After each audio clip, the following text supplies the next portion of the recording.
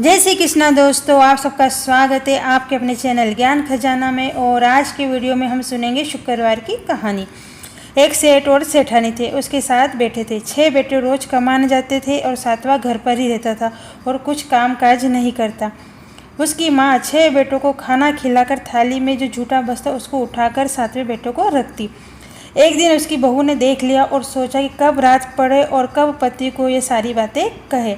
रात हुई, महल में गई और अपने पति से कहने लगी कि आपकी माँ तो आपको सभी का झूठा खिलाती है। उसको गुस्सा आ गया और कहा ऐसा नहीं हो सकता है। तब उसने कहा कि आप सुबह यहीं रुककर सब देख लेना। सवेरा हुआ, खाने के समय वो वहीं पर ओढ़कर पलंग पर सो गया और कहने लगा कि पेट में दर्द हो रहा है। 6 बेटे आए, माँ ने खाना परोसा और सब खाकर उठे। बाद में जो भी थाली में झूठा था उसको लेकर एक थाली में रखा और कहने लगी कि बेटा खाना खाओ। उसने कहा भूख नहीं है, क्योंकि उसने सब देख लिया था। कहने लगा माँ मैं परदेश जा रहा हूँ। माँ ने कहा कि कल जाता हो तो आज जा, और वो परदेश के लिए निकल गया। पत्नी से मिलने बाड़े में गया और वहाँ पत्नी कंडे थाप रही थी। उससे बोला कि मैं परदेश जा रहा हूँ, कुछ निशानी दे दो। हाथ गोबर से भरे हुए पीठ पर छाप दिए। उसने मुंदड़ी दे दी।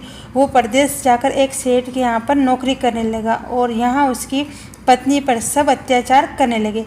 उसकी पत्नी रोज जंगल में लकड़ी काटने जाती थी। जहाँ पर एक दिन उसने एक संतोषी माँ के मंदिर में कुछ महिला को संतोषी माँ का व्रत करते देखा। उसके मन में उत्सुकता हुई कि जरा पूछूं तो सही कि इस व्रत को करने से क्या होता है। जवाब दिया कि इस व्रत को करने से दरिद्र धनवान बन जाता है, बांझ पुत्रवान बनती है और परदेश गए पति को तुरंत मिलाता है। यह सुनकर उसने वही निश्चय कर लिया कि मैं भी अपने पति के लिए व्रत करूंगी। और उसने जो लकड़ी काटी थी उसका कुछ हिस्सा बेचा व चना गुड़ खरीदकर माँ संतोषी का व्रत किया। इसी तरह 15 शुक्रवार करके 16 शुक्रवार को इसका उद्यापन किया। उद्यापन में अपनी जेठानी के 7 बच्चों को बुलाया और खाना खिलाकर दक्षिणा में पैसे दिए। बच्चे पैसे लेकर घर आए तो उसकी माँ ने कहा कि इस पैसे से कोई भी खट्टी चीज़ खरीद कर खा लो। बच्चों ने वैसा ही किया और इससे संतोषी माँ के व्रत में बाधा पड़ गई। उसने वापस से यह व्रत शुरू किया और 16वें शुक्रवार को ब्राह्मण के बच्चों को बुलाकर बिना खटाई का खाना कर केले की दक्षिणा दी और उद्यापन किया। माँ संतोषी की कृपा से उसके पति को घर की वह पत्नी की याद आई और वह धन इकट्ठा करके घर के लिए रवाना हुआ और पति पत्नी मिल गए।